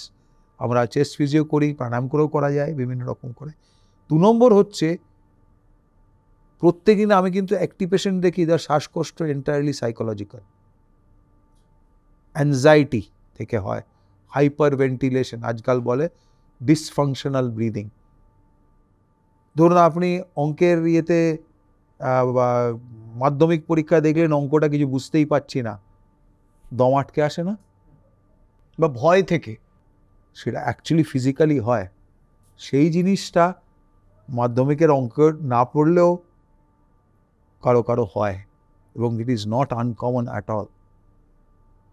সেই জিনিসটা শ্বাসকষ্ট, ওই ব্রিদিং কন্ট্রোল টেকনিক্স যেগুলো আছে, শ্বাস নিয়ে ধরে রাখা, সে প্রাণায়ামও আছে, আমাদের স্ট্যান্ডার্ড টিচিংও আছে, সেগুলো help very much. Breathing control, কুম্ভক, বহির্কুম্ভক এবং অন্তর্কুম্ভক, তো এই জিনিসগুলো কাকে অ্যাপ্লাই করতে হবে সেইটা জানাটা হচ্ছে দ্য আর্ট। আর একটা ভয়ের ব্যাপার থাকে, যদি লাংসের কোনো ডিজিজ থাকে, অনেকে বলে যে আমরা কি ব্রিদিং এক্সারসাইজ করবো, বিগড়ে যাবে না তো? এক্সারসাইজ করতে কোনো অসুবিধা নেই, বরঞ্চ 2-3টে জিনিসে আমরা বারণ করি। খুব কমন জিনিস নয়, তবে হয়, কাশির সঙ্গে যাদের রক্ত পড়ছে তাদের কোনো রকম রেসপিরেটরি ম্যানুভার করা ঠিক নয়, রক্তটা বেড়ে যেতে পারে। আর নিউমোথোরাক্স, এটা লাঙ্গে ফুটো হয়ে যদি হাওয়া বেরোচ্ছে, তাহলে কোনো রেসপিরেটরি ম্যানুভার করা দরকার নেই। আদারওয়াইজ কেসে কফ বার করা তো আমরা এনকারেজ করি, ইনফ্যাক্ট পিটিয়ে কফ বার করার চেষ্টা করি হাসপাতালে ভর্তি হলে। অতএব নিউমোনিয়া, সিওপিডি, ইনফেকশন, এসবগুলোতে আমরা চেস্ট ফিজিও করে চেস্টটা খালি রাখার চেষ্টা করি। কিন্তু খুব স্পেসিফিক জায়গায় আছে যেটাতে ক্ষতি হতে পারে, সেগুলোতে আমরা ইউ হ্যাভ টু মানে ইন্ডিভিজুয়ালাইজ করে বলতে হবে সব। আরেকটা হচ্ছে স্পুটাম অবজার্ভ করা, যে আমার স্পুটামটা দেখে কি করে বুঝবো যে আমারটা নর্মাল নয়, আমার লাং কন্ডিশন। বা এটার একমাত্র সায়েন্টিফিক ইয়ে আছে সিওপিডিতে। অনেকে ইয়েলো হয়, অনেকে রেডিশ হয়। ইয়েলো, রক্ত পড়া is one thing, of course. Reddish যদি বলো, রক্ত যদি পড়ছে তাহলে ইমিডিয়েট ডাক্তার দেখাতে হবে, there is no question about it. রক্ত কাশির সঙ্গে পড়লে ডাক্তার দেখাতে হয়, ফার্স্ট থিং কফের টেস্ট করে টিবি আছে কিনা দেখতে হয়, সিম্পল খুব ব্যাপার। রক্ত ছাড়া অন্য ডিসকালার্ড স্পুটাম, অন্য অসুখ কিছু নেই, সর্দি কাশি হয়েছে, খুব ইয়ে করার নেই। যার সিওপিডি আছে বা ওই ধরনের কিছু আরও রেয়ার আর অসুখ, ব্রঙ্কিটিস বলে আছে, তাদের স্পুটাম ভলিউম আর কালার দেখে আমরা অ্যান্টিবায়োটিক জাজ করি দিতে হবে কিনা। সবুজ বা হলদেটে প্লাস ভলিউম বেড়ে গেছে প্লাস তার ব্যাকগ্রাউন্ড অসুখটা আছে, আপনার সবুজ হলে কিন্তু অ্যান্টিবায়োটিক খেতে হবে না, ঠিক আছে? সো ওই কনটেক্সটটা আবার ইম্পর্টেন্ট। সিওপিডি বা ব্রঙ্কিকটাইটিসে এটা ক্রাইটেরিয়া আছে আমাদের, কাকে অ্যান্টিবায়োটিক দেব। সেইটা one of the criteria is colour, other is volume of sputum. কফ কী বেরোচ্ছে, অনেকটা বেশি বেরোচ্ছে, প্লাস সাদা মিউকাসের বদলে সবজেটে হলদেটে হয়ে গেছে। একটা জিনিস বলে যে সিএ লাং, ক্যান্সার হয়েছে লাংসে, এটা শুনে প্রত্যেকে ভীষণভাবে ভয় পেয়ে যায়। মানে এই মানে ডিটেকশন অফ লাং ক্যান্সার, এটা কি মানে অ্যাক্সিডেন্টালি হয়, কোনো একটা ছবি এক্সরে করলো সেখান থেকে, নাকি তার আগেও কিছু সাইন অ্যান্ড সিমটমস থাকে?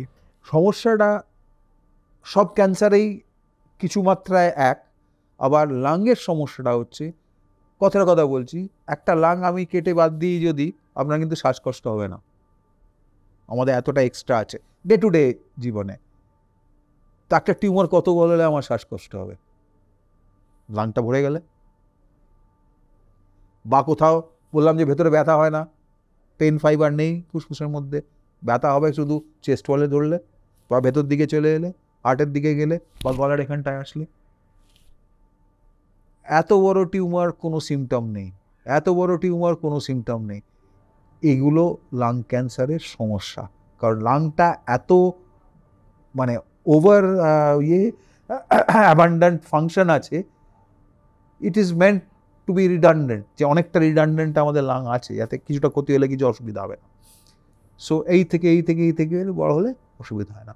অনলি হয় এই হার্টের দিকে চলে গেলে, চেস্ট ওয়ালের দিকে চলে গেলে, অন্য কোথাও চলে গেলে, বা কাশির সঙ্গে রক্ত পড়লে, সেটা টিবি ছাড়া সেকেন্ড জিনিস হচ্ছে ওটা। অবভিয়াসলি এবার আপনার যদি আমি মাসে মাসে এক্সরে করি, সারা জীবনে অনেক আগে লাং ক্যান্সার ধরতে পারবো, ওটা তো এ না। তবে আমরা এখন একটা প্রোগ্রাম চালু করছি যেটা কিছু সায়েন্টিফিক এভিডেন্স আছে, হেভি স্মোকার যারা ছিল তাদের লাং ক্যান্সার স্ক্রিনিং প্রোগ্রাম আমরা শুরু করব। মানে আপনি কেমন স্টুডেন্ট ছিলেন কলেজ লাইফে, দুষ্টু নাকি শান্ত? আমরা মানে স্টুডেন্ট ছিলাম বলাটা খুব বাড়াবাড়ি হয়ে যাবে, আমরা বেশিরভাগ ক্লাসেই যেতাম না। যাই হোক, পড়াতো আমাদের দাদারা, বোর্ডে দাদারা পড়াতো। সেই কালচারটা এখনো হয়তো কিছুটা আছে, কিন্তু আজকাল অনেক এমসিকিউ, আমাদের তো এমসিকিউ ছিল না। আমাদের দাদাদের কাছে সন্ধ্যাবেলা আমরা ভিড় করতাম পড়াশোনা করতে, স্যারেদের কাছে একেবারে পার্সেন্টেজ কমে না গেলে আমাদের খুঁজে পাওয়া যেত না বেশিরভাগ ক্ষেত্রে। দু একজন এক্সেপশন ছিল যাদের ক্লাস আমরা শুনতাম।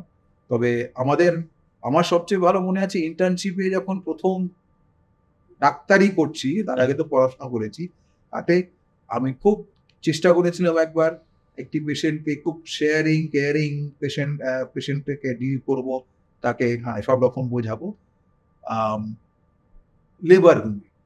লেবার রুমের বাইরে সিজারিয়ান সেকশন হবে, আমরা একদম সবচেয়ে নিচুর প্রজাতির ডাক্তার, আমাদের কাজ ছিল তার হাতে চ্যানেল পাওয়া, আইভি চ্যানেল। তো এবার সে চ্যানেল এরকম দু সাইডে আছে, আমি যাচ্ছি একজনকে চ্যানেল পড়াচ্ছি, যাচ্ছি পরের জনকে চ্যানেল পড়াচ্ছি, ওনাকে পড়ালাম, প্রেগনেন্ট লেডি সিজারিয়ান সেকশন হবে, আমি চ্যানেল পড়েছি, কেমন আছেন, ঠিক আছে, একটু লাগবে, যেরকম কথা বলি বলে চ্যানেলটা পড়েছি। এবার ওনাকে সঙ্গে বলে দিয়ে চলে গেছে, সিজারিয়ান সেকশনে বেরিয়ে চলে এসছে। এবার ওনার অ্যানেস্থেসিয়া আমার মুখটা ছাড়া আর কারো মুখ মনে নেই। কিছুক্ষণ পরে 45 মিনিটে হবে, আমি আবার ওইখান দিয়ে যাচ্ছি, ওনাকে তখন হয়ে গেছে, পাশে রাখা আছে, বেউ বেউ করে কাঁদছে। তা আমি গেছি, কি হলো ডাক্তারবাবু, আমাকে চিনতে পেরেছে যে তো করছিল কিছু একটা, ডাক্তারবাবু আমার কি হয়েছে, কি হয়েছে, আচ্ছা আমি একটু বার করে বলবো, এই পেশেন্টটার কি হলো, ঠিক আছে, কেউ ব্যাপার নেই, ঠিক আছে। আমি কি বললাম, আপনার কিচ্ছু হয়নি, আরে সব ঠিক আছে, কিচ্ছু হয়নি, আরো ব্যাবা করে কাঁদছে। কিছুক্ষণ পরে বুঝলাম, জিজ্ঞেস করছেন আমার ছেলে হয়েছে না মেয়ে, আমি বলে যাচ্ছি আপনার কিচ্ছু হয়নি। ওই যে পালালাম ওখান থেকে, কিচ্ছু হয়নি বলে ভেতরে যেন নোট ছিল সেটা কিচ্ছু না, ওই বিরিয়ানি ছিল। ওই যে পালালাম ওখান থেকে, মানে উনি আরো ভেঙা করে কাঁদছেন আমার কথা শুনে, আমার কিচ্ছু হয়নি, আরো কাঁদছে, আমি বুঝতে পারছি না কিছু। তবে আমরা আজকে অনেক কিছু জানতে পারলাম আপনার থেকে, অনেক ধন্যবাদ আপনার আমাদের এই অনুষ্ঠানে আসার জন্য। আর একজন ফুসফুসের ডাক্তারবাবু হিসেবে হুইল চেয়ারে বসে আপনার কেমন লাগলো? এটা ভীষণ খারাপ লাগলো, কারণ আমি সব পেশেন্টদের আমার বলি যে হুইল চেয়ারে কেন, ফুসফুসের ইয়েতে হুইল চেয়ারে বসতে হয় না, দুপা হাঁটলেও হাঁটতে হবে, একটু হাঁপালে রেস্ট নেবেন, আবার হাঁটবেন। অনেক ধন্যবাদ ডাক্তারবাবু। তো আর আপনারাও আমাদেরকে ইউটিউব কমেন্টসে জানান যে কোন কোন বিষয় নিয়ে আপনারা চান যে আমরা নতুন নতুন এপিসোড নিয়ে আসি। তো এখানে শেষ করছি, এখান থেকে বিদায় নিচ্ছি। আমি সায়ন, আমি কুশল। ফিরবো ইনজেকশনের অন্য কোনো এপিসোড নিয়ে, অন্য কোনো পর্বে, নতুন কোনো ইনজেকশন নিয়ে।